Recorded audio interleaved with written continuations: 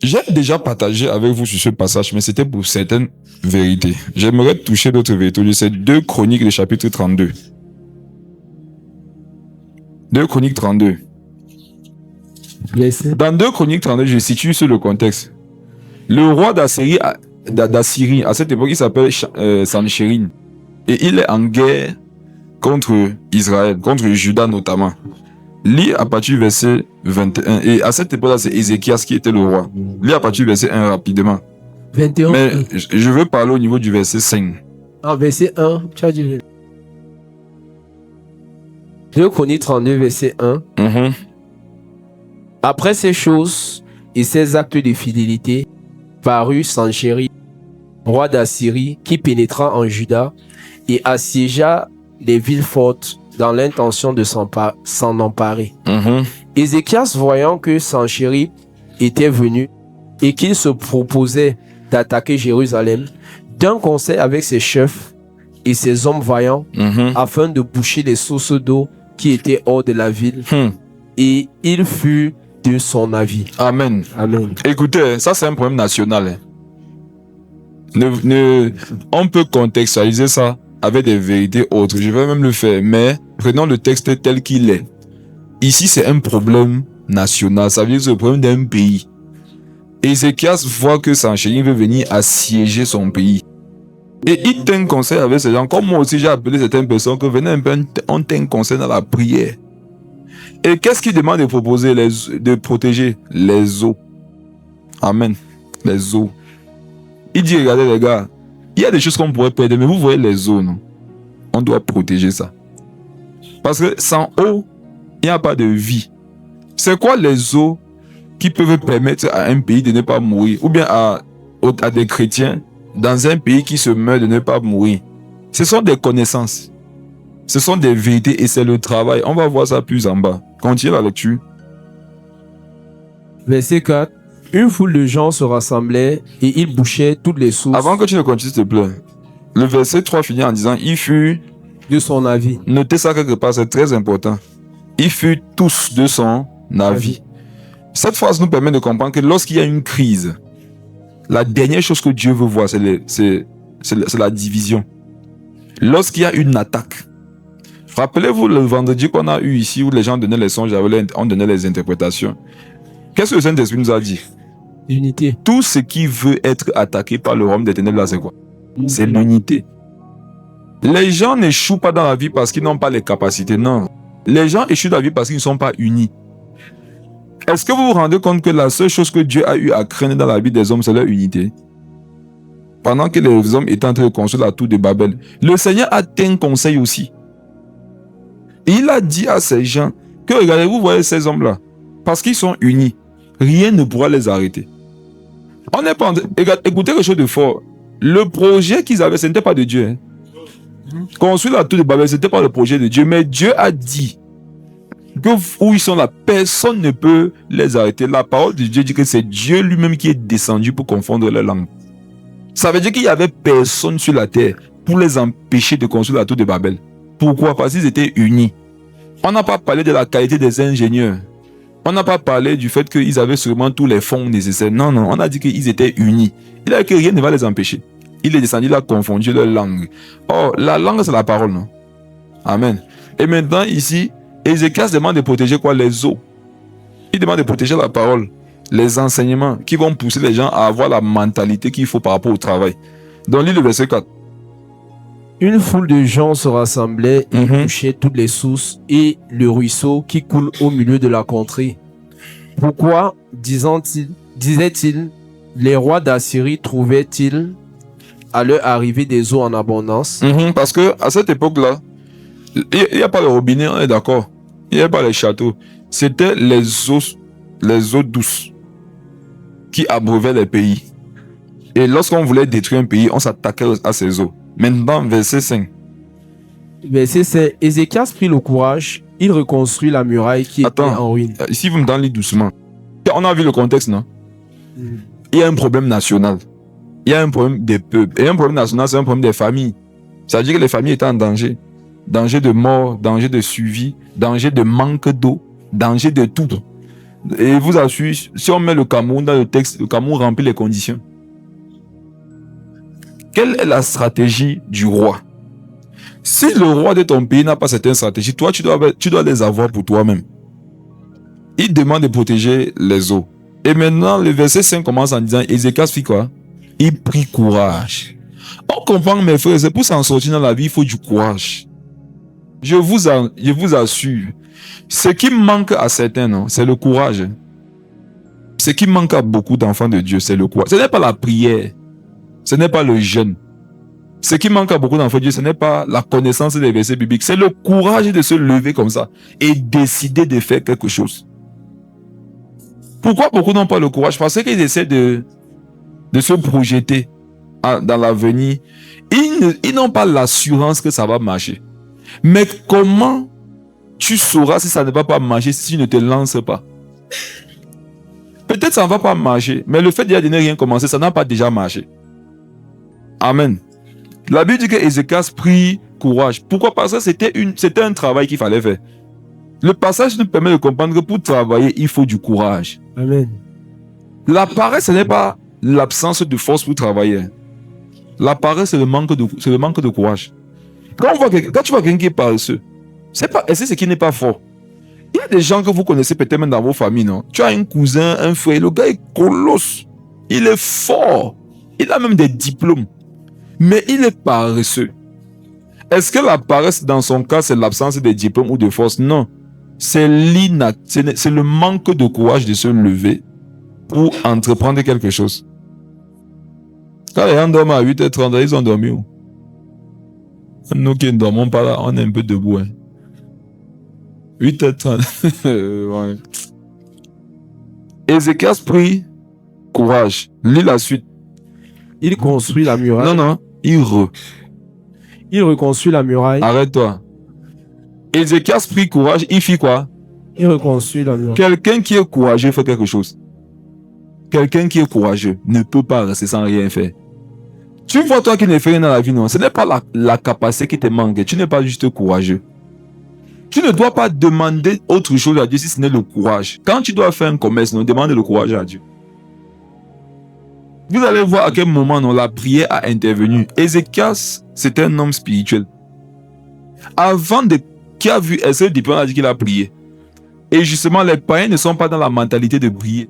Les païens sont dans la mentalité de courage. Et comme c'est la vertu qu'il faut pour pouvoir travailler sans sortir, c'est pour ça qu'ils s'en sortent. Beaucoup de chrétiens ont remplacé le courage par la prière. Ils ne sont plus courageux, ils n'entreprennent pas, ils ne travaillent pas. Qu'est-ce qu'ils font? Ils prient. Et si tu as remarqué, rien ne change. Or, s'il y avait le courage et la prière, on n'aurait plus de résultats que les païens. Ézéchias prit courage. J'ai envie de dire à quelqu'un ce matin, non? Regarde, prends courage. S'il faut prendre courage, ça veut dire que ce qui est en face, c'est pas joli. Quand tu demandes de prendre courage, ça veut dire que ce qui est en face là, c'est compliqué. Ton âge même peut te dire, mon frère, décourage-toi. Parce que regarde à quel âge tu n'as pas entré, tu n'as encore rien fait. Qui connaît McDonald's? On dit que ce papa apparemment a commencé son entreprise lorsqu'il avait 78 ans environ.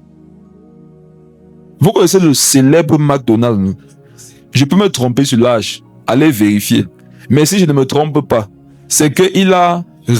En fait, comment on dit ça? Il a percé à 78 ans. Jusqu'aujourd'hui, c'est l'une des entreprises les plus capricieuses au monde. Ça veut dire qu'il ne s'installe même pas dans n'importe quel pays. Est-ce qu'ils sont au Cameroun? Il ne s'installe pas n'importe où. Qui voit le monsieur? Ta vie peut changer à 60 ans. Ta vie peut changer à 70 ans. Et tu vis après tes 70 ans encore 15 ans. Et c'est les 15 meilleures années de ta vie. Vous qui voulez aller au ciel, rassurez-vous de vivre un peu le ciel avant d'aller. C'est qu'il y aura le choc. Quelqu'un qu'on sort, j'ai souvent écouté des documentaires sur des gens qui travaillent dans les fonds marins. Lorsque quelqu'un travaille dans les fonds marins, j'étais surpris de savoir qu'il y a des endroits de la terre où l'eau est profonde dans des kilomètres. Dieu est fort. Non, Dieu est fort. Ça veut dire que tu descends pendant des kilomètres et des kilomètres. C'est l'eau. Il y a donc des gens, c'est là-bas qui travaillent. Pour faire quoi? Ils ne savent pas. Mais tout ce qu'ils savent, c'est que Quand ils ont duré là-bas en bas, il y a ce qu'on appelle le thermique. C'est une notion scientifique qui commence à jouer sur leur corps. Ça veut dire que leur corps s'adapte à vivre dans les fonds là. Comment encore est-ce que Dieu a donné la capacité au corps de vivre dans de telles conditions? C'est qu'il est fort. Sauf que quand ils finissent leur travail, parfois après des semaines ou parfois après des mois, si vous les remontez directement à la surface, ils éclatent.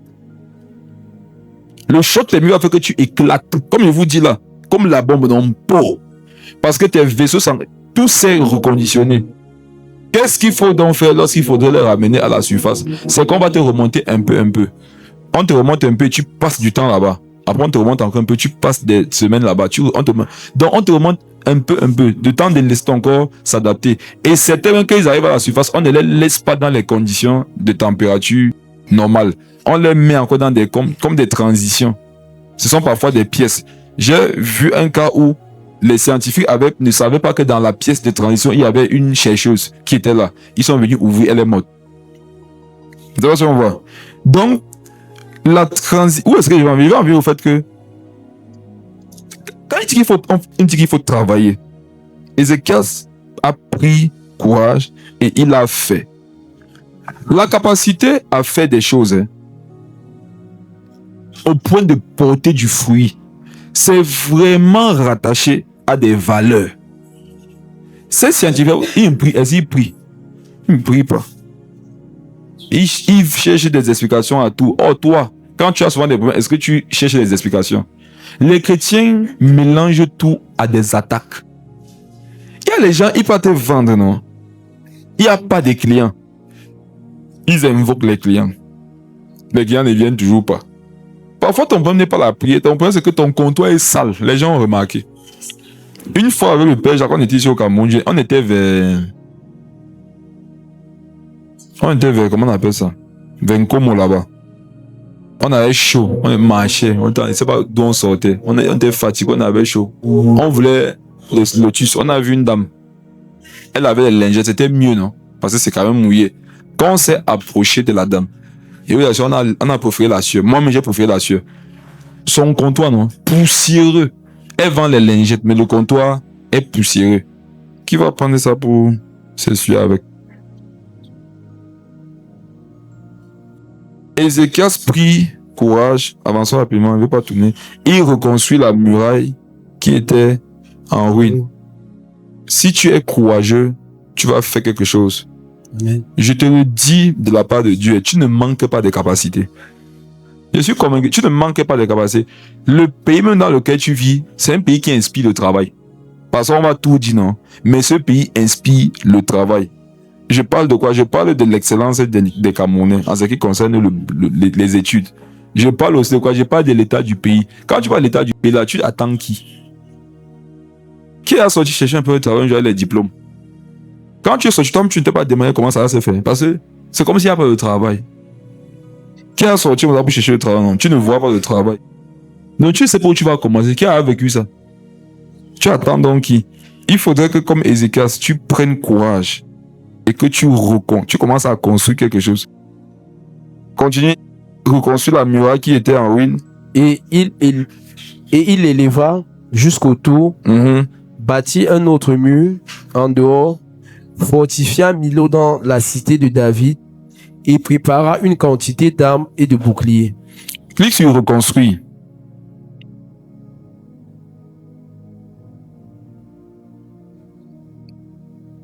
J'ai remédité sur une vérité biblique.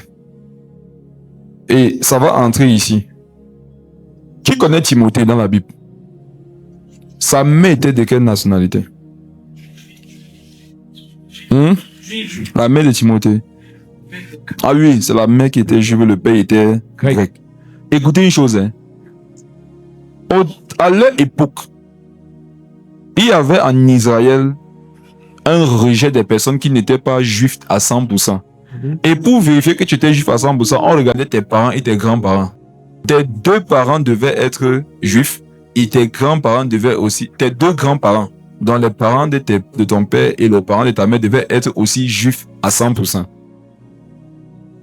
Et quand ce n'était pas le cas, vous étiez rejetés. Sauf que il y avait une catégorie, non? qui était mélangé, mais qui était honoré. Exemple, Timothée. Et vous savez pourquoi? Parce qu'il venait de grandes familles.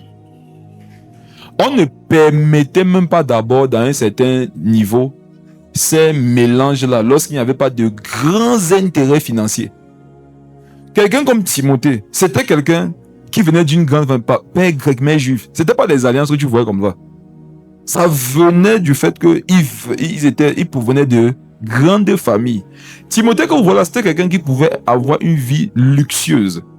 Mais Paul va lui dire dans 2 Timothée 2 que Timothée souffre avec moi pour l'évangile. Je médite dessus et le Saint-Esprit m'a dit que pour qu'il y ait le réveil et pour que ces plans s'accomplissent, parfois il y a des personnes qui doivent sacrifier leur vie sociale. Et ça, vous comprenez. Timothée pouvait avoir une belle carrière dans ce qu'il voulait. Mais Paul lui a dit que Timothée, mon fils, regarde, tu es appelé à souffrir avec moi. Tu n'es pas appelé à construire. Non, toi non. Ton utilité, ça sera que tu vas souffrir pour l'évangile. Revenons maintenant sur reconstruire ici. Reconstruire veut dire quoi dans les définitions? Ça vient du mot hébreu bana, qui veut dire bâti. Bâti. Rebâti. Ça veut dire quoi? On dit bâti, rebâti. Quand est-ce qu'on rebâtit? C'est qu'on a bâti une première fois, non? Et quand on dit que bâtir une première fois, ce n'est pas forcément la même chose. Quand tu bâtis une maison, elle s'effondre. Il faut rebâtir la maison, non? Est-ce que c'est que tu prends les ruines de l'ancienne maison pour faire la nouvelle? Non. Tu recommences, non? Donc, rebâtir n'est pas forcément faire la même chose avec les mêmes éléments. Qu'est-ce que c'est vous dit? Tu peux être un enfant de Dieu, non? Tu commences une activité, ça ne marche pas. Tu dois rebâtir. Rebâtir n'est pas forcément recommencer la même activité. Tu dois chercher autre chose. Et parfois, le Seigneur peut... Est-ce que vous savez qu'avec Jésus, vous pouvez vendre les cailloux, on achète? Vérité.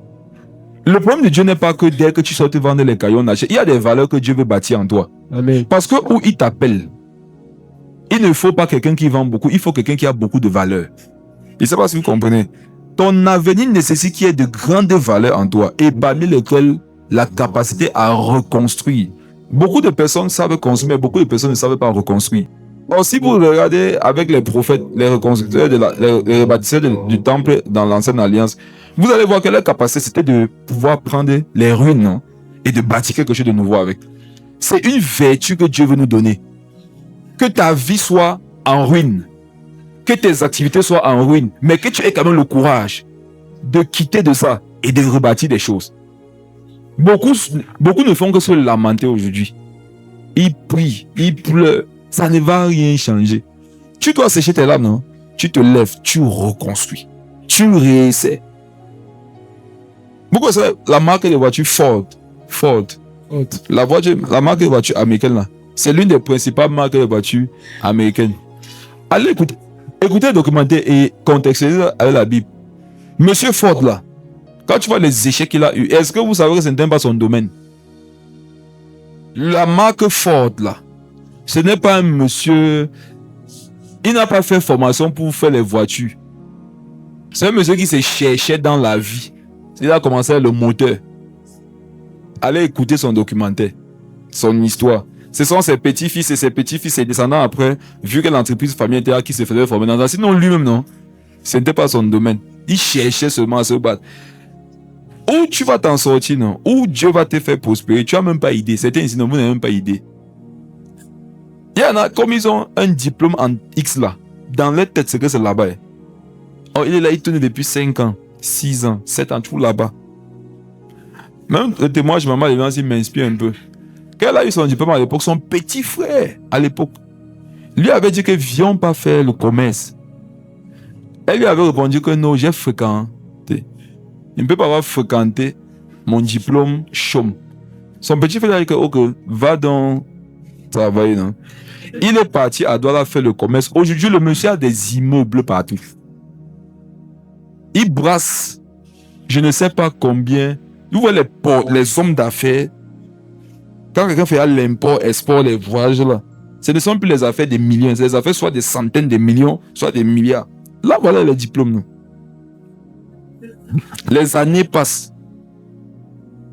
Regardez, vos diplômes là, ne laissez pas que ça vous trompe. Vous comprenez ce que je dis? Ne laissez pas que vos diplômes vous trompent. Tu peux avoir un diplôme, mais où tu excelles dans ta vie, ça n'a rien à voir avec ce que tu as appris à l'école. Ça veut dire bâtir, rebâtir, continue. Établir, Oui. assurer une suite. Voici où moi je voulais arriver. Ça veut dire quoi? Assurer une suite. Mais frères et sœurs, la sagesse dans cette génération doit être d'assurer une suite. Et notre responsabilité en tant que chrétien, c'est de s'assurer qu'après nous, non, il y ait une suite. Il y ait une suite de quoi? Il y ait une suite au niveau de l'œuvre de Dieu, au niveau de nos familles, au niveau de nos entreprises. Quelqu'un qui vit sans bâtir pour qu'après lui, il y ait une suite, c'est quelqu'un qui a vécu en vain. Qui vous fait croire, est-ce qu'après nous, non, l'œuvre de Dieu va continuer? Est-ce que c'est sûr? La sagesse des présents, ça doit être de bâtir, d'assurer le futur pour ceux qui viendront après eux. Et moi, quand je vois les païens, quand je vois les gens qui sont dans des religions perverties, j'ai l'impression que c'est eux qui appliquent ces choses-là. Le revient se souffre avec moi. Je vous le dis aujourd'hui, ce n'est pas un secret. En fait, c'est un secret pour ceux qui ne cherchent pas la connaissance.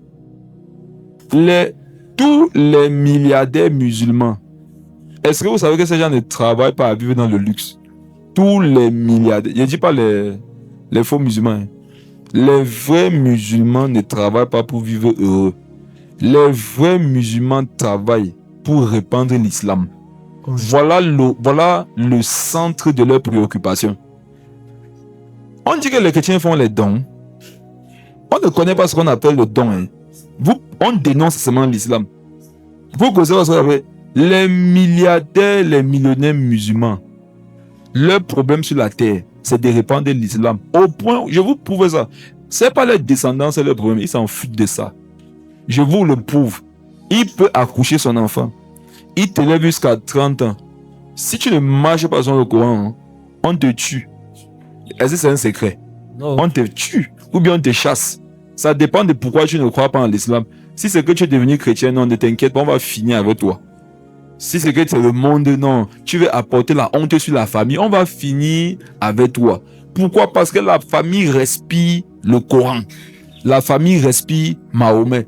Ce sont eux qui financent les guerres saintes que vous voyez partout. Je vous pose une question. Tout l'arsenal militaire que vous voyez, ils sont partout dans le monde. Hein? Est-ce que vous savez que c'est l'une des choses les plus chères, l'équipement militaire? C'est l'une des choses les plus chères.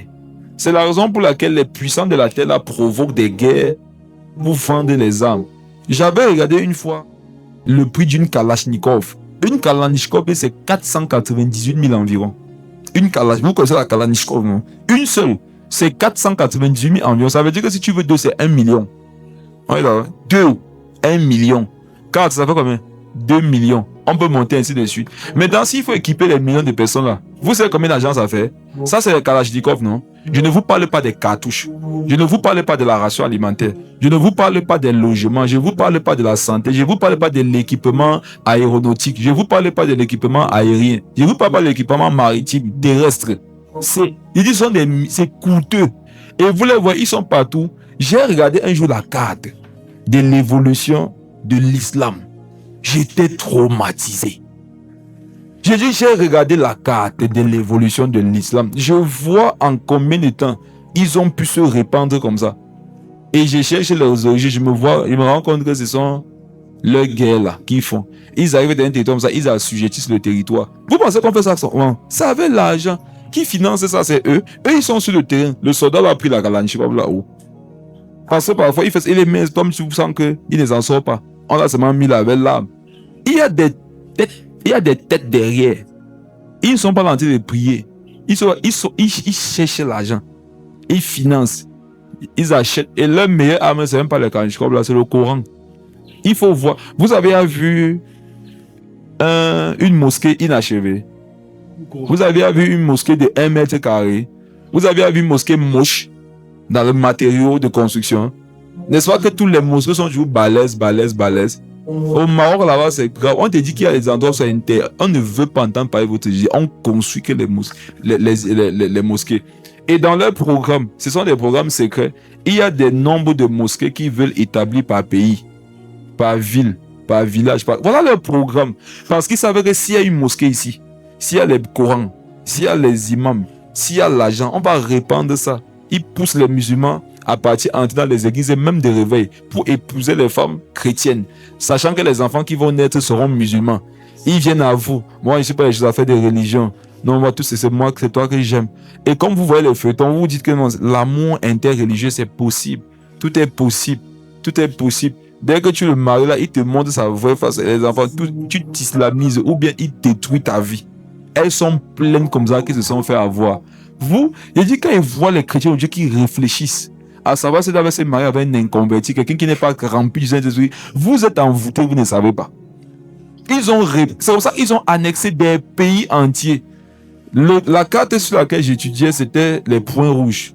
Je vous assure, l'espace qui a traversé les deux cadres, ce n'était même pas 30 ans. Il dit quand sur la deuxième carte, le nombre de points rouges, j'étais devant, je me sentais inutile. Je me sentais inutile. Ils assurent la suite de l'islam. Rebâtir, non, c'est assurer la suite.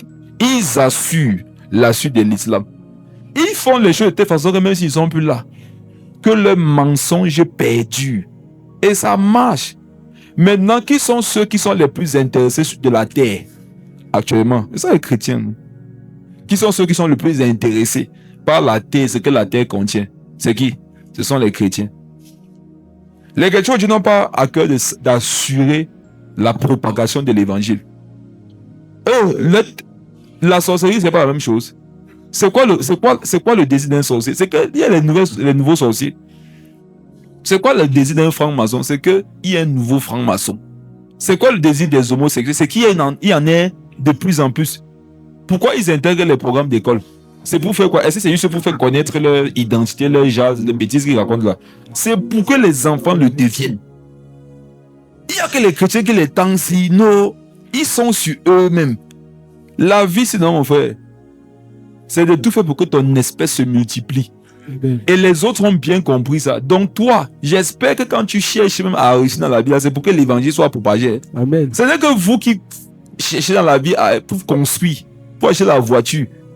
Tout ce que Dieu veut nous donner, c'est pour que l'évangile soit propagé. C'est pour que les âmes soient sauvées. Voilà le problème de Dieu.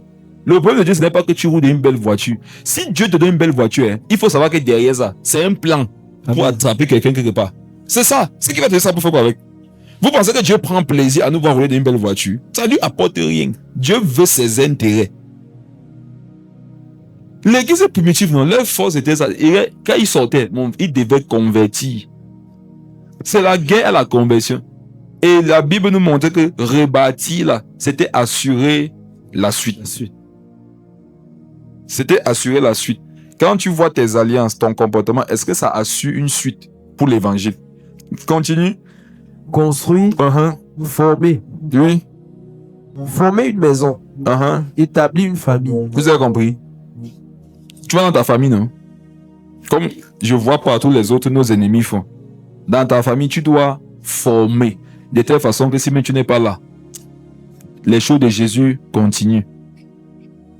Tu peux... Il dit que c'est comme si c'est seulement nous qui dormons. Partout, va dans la sorcellerie. Il y a un enfant là, non, son père l'a formé. Va dans l'islam, il est à former. Va dans chacun, ils ont formé leur famille. C'est seulement toi qui es pris par ta famille. C'est seulement toi qui ne veux pas bâtir tes enfants. C'est eux qui vont être là demain. Non? Supposons que tu ne leur as pas transmis ce qu'il faut pour la suite. Ça va mourir. Continue rapidement. Être bâti, être rétabli, être établi, se dit d'une épouse sans enfant qui devient mère de famille par les enfants d'une concubine. Vous avez compris, non? Donc voilà ce que c'est que n'est pas reconstruit. Continue. Généralement traduit par bâti, former, avoir des enfants, élever, fils, construire, relever, fonder, revêtir, ouvrier. C'est bon? Continue au verset 6. Verset 6, quel... 2 Chroniques 32. Lecture. Verset 6. Il donna des chefs militaires au peuple et les réunit auprès de lui sur la place de la porte de la ville. S'adressant à leur cœur, il dit, Mhm. fortifiez-vous, Mhm. ayez du courage. Regardez, ce que lui-même il a fait, c'est de bâtir, non? C'est d'avoir du courage et de rebâtir. Quelles sont les valeurs qu'il est parti transmettre pour que leur pays ne périsse pas? Pourquoi ne les oublie pas? Pourquoi ne les détruit pas? C'est que, ayez quoi? Ayez du courage. Il dit fortifiez-vous. Souvent, tu n'as pas besoin de prier, tu as besoin de te fortifier. Est-ce que vous savez? Il dit fortifiez-vous. Chacun a la responsabilité dans la vie de se fortifier. C'est quoi se fortifier? C'est s'encourager. Parfois, tu vas attendre qu'on vienne te fortifier, il n'y aura personne pour ça. Ce pourquoi il n'y a pas quelqu'un dans ta vie, deviens cette personne pour toi-même. Fortifie-toi. Il dit ayez du courage. Pourquoi? Parce que ce qui est en train d'arriver là, non? Si on ne se fortifie pas, si on n'a pas du courage, on va nous oublier. C'est fini pour nous. Est-ce qu'à la guerre, on vient causer? Ce qui est arrivé là, c'était la mort. Si devant la mort, tu n'as pas du courage, la mort va t'avoir. Beaucoup de personnes ne meurent pas parce qu'ils n'ont pas la capacité de détruire la mort. C'est parce qu'ils n'ont pas du courage en face de la mort. Je vous prends un exemple très simple. Prenons le même contexte, la guerre. Vous voyez les gens qui agressent les autres la nuit, non? Amen. Je vous pose une question. Est-ce que c'est parce qu'ils sont plus forts qu'ils arrivent à dépouiller les gens de leurs biens? Pas du tout. Parfois, quand tu vois le gars qui dépouille, j'ai dit, il n'a même pas les os solides. Quand tu vois aussi souvent celui qu'on dépouille, lui, il a tout pour le neutraliser. Mais qu'est-ce qui lui manque? C'est le courage. Qu'est-ce qu'on appelle un voyou? C'est quelqu'un qui a du courage, non? C'est quelqu'un qui a du courage de prendre le couteau, sortir à cadre. C'est tout ce qu'il a. Sinon, quand tu le vois, il n'a rien d'extraordinaire. Et on voit qu'ayant du courage, il a la capacité de dominer ceux qui ont plus de force que lui, mais qui n'en ont pas. Le courage. Il dit, quelqu'un qui est motivé, non mes frères et sœurs, mettez n'importe quoi devant lui, il va casser s'il va avancer. Amen. Mais quelqu'un qui n'est pas fortifié, qui n'a pas du courage, vous allez mettre un fil sur le sol. Il ne pourra pas traverser le fil. Quelqu'un qui a du courage, met un éléphant, il va bousculer l'éléphant, non? Il va continuer. C'est pour ça que la Bible demande d'être ivre de l'esprit. Quand tu es ivre de l'esprit, tu ne vois plus les obstacles. Ivre de l'esprit, ce n'est pas seulement pour prier en langue. Ivre de l'esprit, c'est que dans le domaine, sinon les gens ne se lancent pas. Toi, tu te lances là-bas. Et docteur Oni me disait que lui, ce qu'il a passionné à l'école, c'est que partout où les gens fuyaient, c'est là-bas que lui partait étudier. Il y avait les choses que les étudiants ne faisaient jamais. Il disait que bon, comme tout le monde allait ça, non, c'est là-bas que moi il part. Et il partait, il réussissait. Au point où s'il voulait, il devait y enseigner. Mais frère, c'est où les autres ne partent pas, non? On va partir là-bas. Amen. Ne fuis pas un secret parce que les gens te disent que moi j'ai ça va, ça n'a pas marché. C'est eux, non? Ici, ils devaient faire la guerre. N'est-ce pas, il y a les gens qui ont fait la guerre, ils ont échoué. Est-ce à dire que tous ceux qui ont fait la guerre vont échouer? Non. Il dit fortifiez, ne craignez point et ne soyez point effrayés devant le roi d'Assyrie. La première chose qu'il ne faut pas que tu aies comme comportement en face des épreuves, c'est d'être effrayé. Quelqu'un qui est effrayé, il ne peut plus travailler. Il ne peut plus travailler. Il y a des gens au Cameroun, vous êtes effrayés, c'est pour ça que vous êtes paresseux. Le Cameroun, c'est effrayant. Et c'est sûrement. Mais, plus une opposition est effrayante, non? Ça doit augmenter ton courage. Parce qu'il en faut beaucoup pour pouvoir l'affronter. Une sœur est venue me voir la semaine passée, me disant qu'elle n'arrivait pas à... Parce que vos questions d'aujourd'hui, non? Oui. Elle dit qu'elle n'arrivait pas à allier travail et vie spirituelle. Tu l'as comme ça. Tu sais, c'est pas s'en sortir.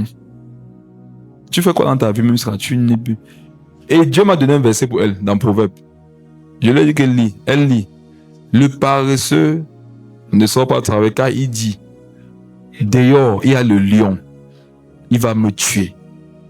Je lui ai dit que ma fille a quel lion dehors. Le paresseux qui parle, on a dit que le paresseux, hein.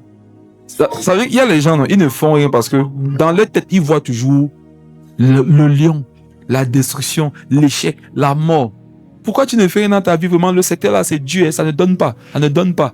Ce sont vos langues. En fait, aujourd'hui, vous ne dites pas qu'il y a le lion dehors, non. Vous le dites autrement. Quand tu ne fais rien dans ta vie, automatiquement, tu es en train de nous dire que non, il y a le lion dehors. Le lion qui est dehors là, il y a les gens aussi là-bas dehors qui excellent, non? Avec le même lion là dehors. Si c'est le lion de, même si c'est le lion de Mvorbeti là, qui est dehors, n'est-ce pas, il y a les gens qui réussissent en Mvorbeti. Il y a les riches en Mvorbeti, non? Donc le lion n'a pas mangé tout le monde là-bas.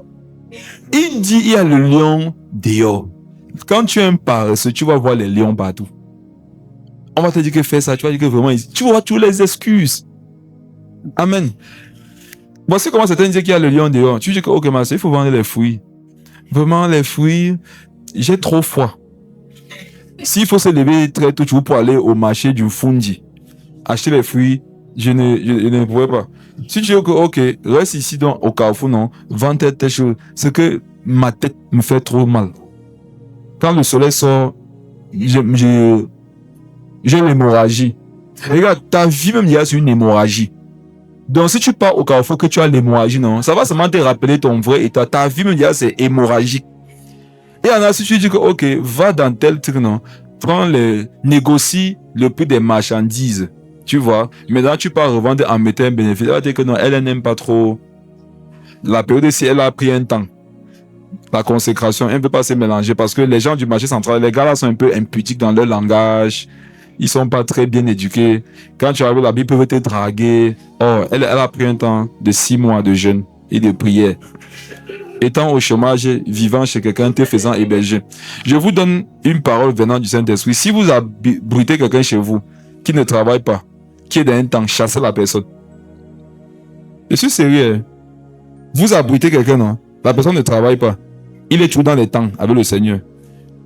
Comme tu vois en Christ, dis que mon frère, ma soeur, qui suis-je que qu'on prêche? Je m'oppose à la prédication. On a enseigné au Dieu que non. Toi là, qui doit te chasser, tu ressors au nom de Jésus. Si la personne qui t'abrite était aussi dans les temps réguliers avec le Seigneur, tu dormirais où? Tu mangerais quoi? Quand vous êtes même paresseux, vous arrivez chez les gens, faites l'effort d'être travailleur à cause de l'image de Jésus. Voilà les gens qui vont dire, il y a le lion dehors. C'est de toujours voir un problème quelque part. Où tu vois les problèmes, il y en a aussi qui voient les opportunités. Choisissez de vous fortifier, non? Ayez du courage, levez-vous, commencez à faire quelque chose. Autrement, non, le lion là, il ne meurt pas. Hein, parce que c'est dans Proverbe, non? Est-ce que le lion là, quand tu lis le passage de Proverbe, où il n'y a pas toujours lion dans le verset? Donc, on comprend que le lion là, non, il vit de siècle en siècle. C'est seulement à toi de choisir maintenant que je ne vais pas me laisser dominer par ce lion. Le paresseux dit qu'il faut te lever, tu sors. Il dit, ne craignez point et soyez point effrayés devant le roi d'Assyrie et devant toute la multitude qui est avec lui. Car avec nous, il y a plus qu'avec lui.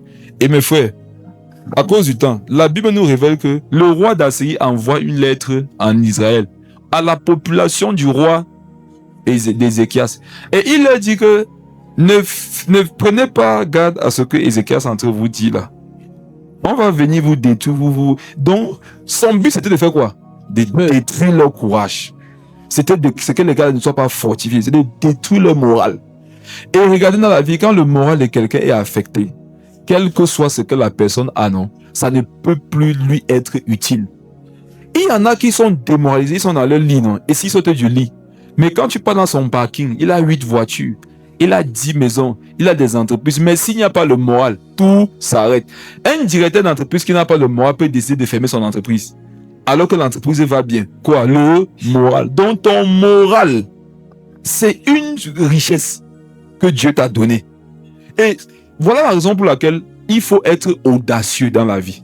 Il faut avoir de l'assurance.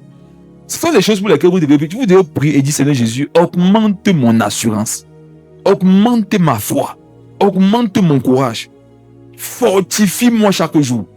Parce que sans ces vertus, même si tu pries, même si tu jeûnes, même si tu médites, tu ne vas pas avoir beaucoup de résultats. Malgré ça, ils n'ont pas regardé, ils sont allés et ils ont vaincu. Mes frères et sœurs, si le roi d'Assyrie, Sanchérine, avait menacé et que le peuple avait subi, avait laissé faire, ils auraient été détruits. Donc on comprend que c'est leur courage qui les a aussi aidés. La suite du passage nous montre que après avoir décidé de travailler, c'est là qu'ils ont pris un temps de prière. Je vais vous montrer ça rapidement.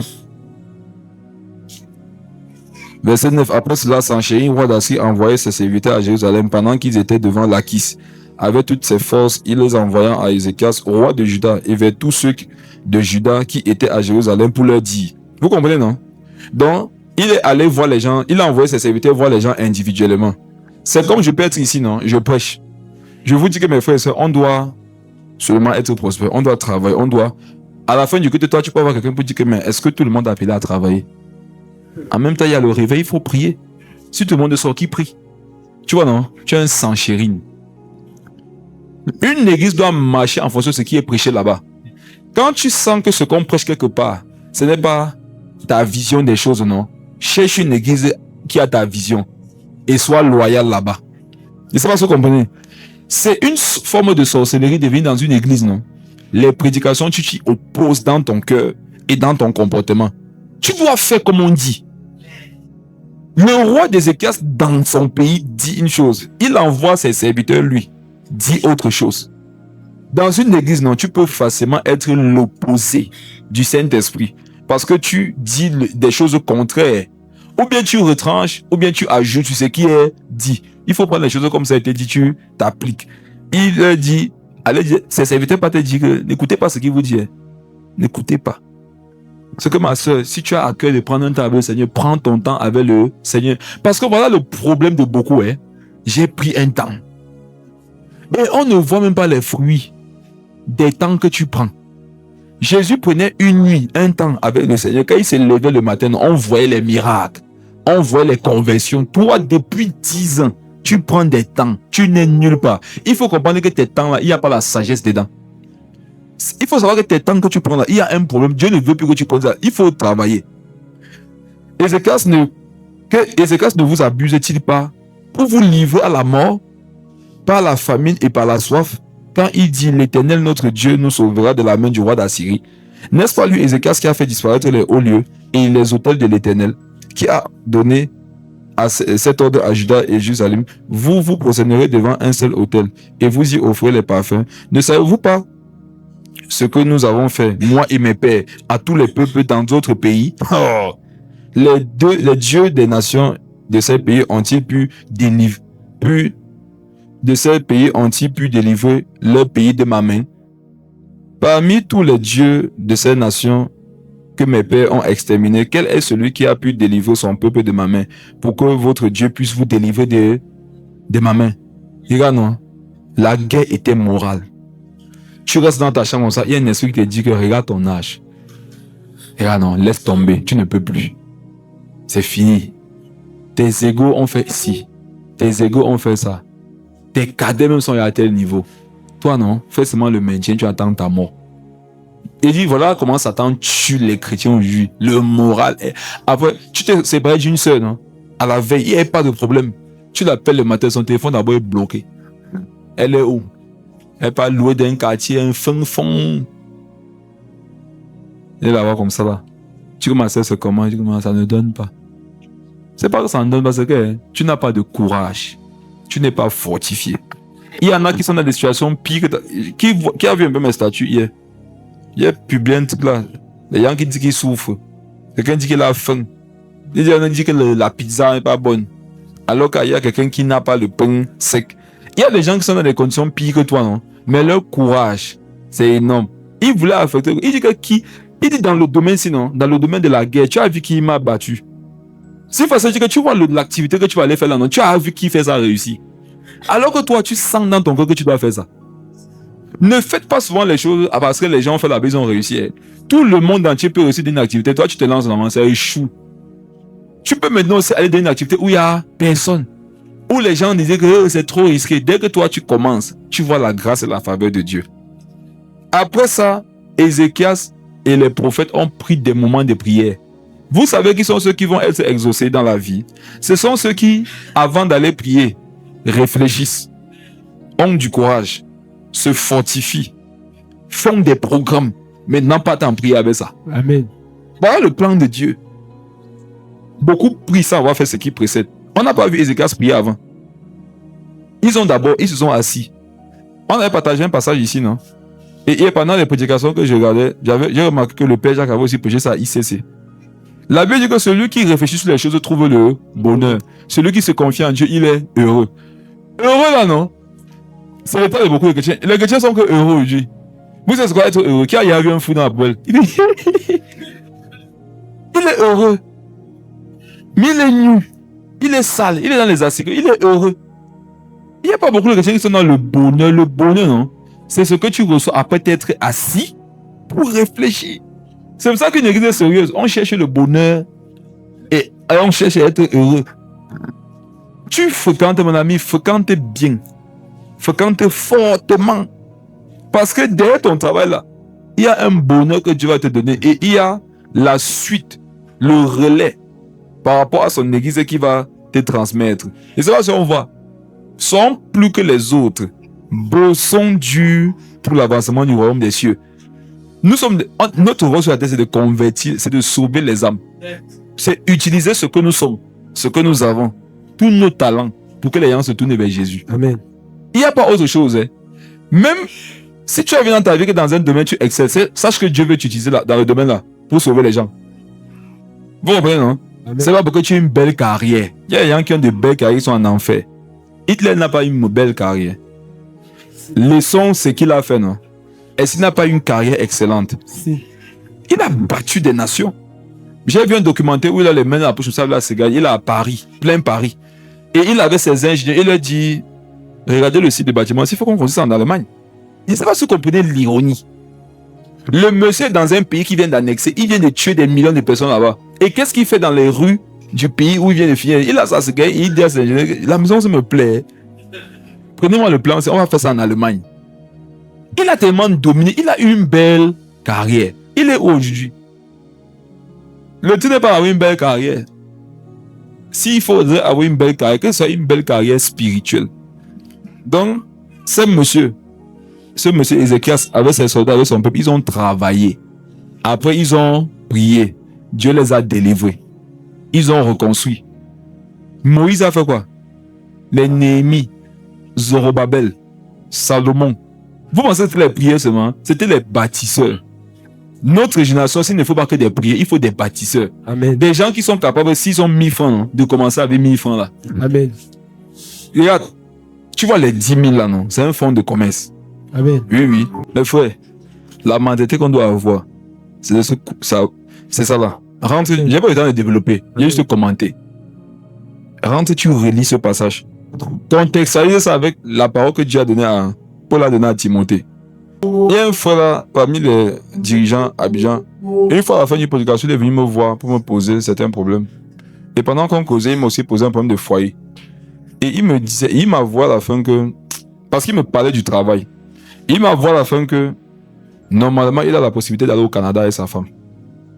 Mais il dit que quand il voit l'œuvre que le Seigneur est en train de faire, il est parmi les principaux leaders, les gars qui sont devant.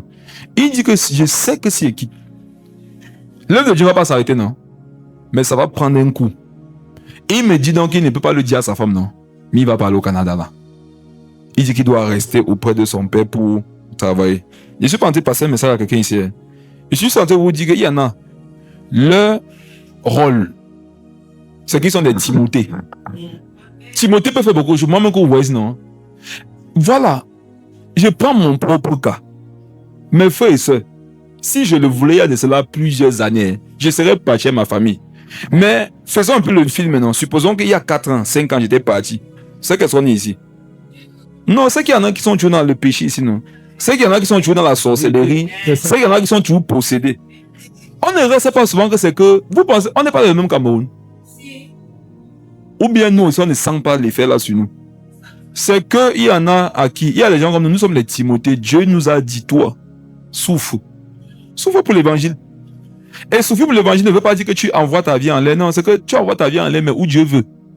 C'est pas comme si Dieu te dit détruis ta vie. Non, c'est pas une affaire de détruire. C'est une affaire que, regarde, concentre-toi, non, sur ce qui me concerne.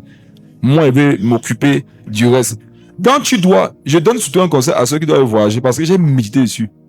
Comme je te le disais hier, je ne sais pas si c'était à toi, je ne donne jamais mon avis sur un sujet sur lequel je n'ai pas médité, ni réfléchi. Quand vous devez voyager, non, est-ce que vous savez que vous changez le cours de votre vie? Ce n'est pas comme si tu as changé de maison. Hein. Voyager, c'est changer le cours de ta vie. Pourquoi? Tu devais avoir une vie ici. Si tu voyages, ce n'est pas la même vie, non? Donc, on a 2 vies devant soi. C'est comme si tu as choisi ton avenir. Et sur cette question-là, vous devez prendre le temps de prier un peu quand même. Vous comprenez? Parce qu'il y en a, le jour où ils ont voyagé, ils sont sortis du plan de Dieu. Et l'Africain, on t'a conditionné qu'il faut que tu voyages. Et pourtant, dans certains chantiers, tellement il y a à faire qu'on veut plutôt la main d'œuvre. Le rôle de Satan, c'est d'arriver dans les chantiers, non? Les quelques travailleurs qui a, c'est de dire que non. Quitter le bâtiment, c'est un travail dur. Ça fait mal au dos. Il y a le lion au 3e étage. Il va te piquer quand tu vas arriver là-bas. Vous pouvez voyager. Écoutez bien ma pensée que priez d'abord. Parce qu'il y a des voyages qui peuvent détruire ta vie. Il y a même des affectations qui peuvent détruire ta vie. Vous devez beaucoup prier pour que le Seigneur oriente vos pas. C'est très, très important. Moi, je sais, pour mon cas là, je sais que non, je suis un vendu pour l'œuvre de Dieu ici. Et c'est ce que Dieu veut faire de chacun. Chacun doit être vendu à son niveau. Peut-être toi, tu vas être vendu dans ta spécialité professionnelle. Toi, tu vas être vendu dans ta localité, vendu dans ton village. Mais à tous les niveaux, chacun à son niveau doit être en train de travailler pour que l'œuvre de Dieu ici continue d'avancer. Amen. Amen. On va prier pour ça. Prions pour que Dieu nous fortifie, qu'il nous donne du courage et que nous nous fortifions, que nous donnons du courage, que nous ne soyons pas effrayés. Voilà ce qu'il faut retenir. Je ne dois pas être effrayé, je me dois être fortifié, je dois avoir du courage. Je dois bâtir, je dois rebâtir. Si je bâtis, ça s'écroule, je rebâtis. Soit dans le même domaine ou ailleurs. Mais dans tous les cas, je dois bâtir. Seigneur Jésus, merci. Aide-nous, Seigneur Jésus, à bâtir et à rebâtir. Aide-nous, Papa, à nous fortifier, à avoir du courage. Aide-nous à ne pas être effrayés.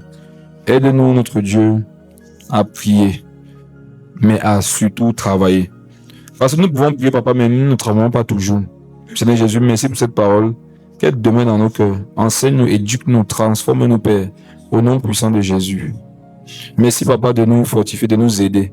Que devant Sanchérine, que devant la mort, devant la guerre, devant les lions, devant les obstacles, devant les adversités, que personne ne perde de courage. Aide-nous, Seigneur Jésus, à nous en sortir par ta grâce au nom de Jésus. Amen. Amen. You touch him, 'cause she not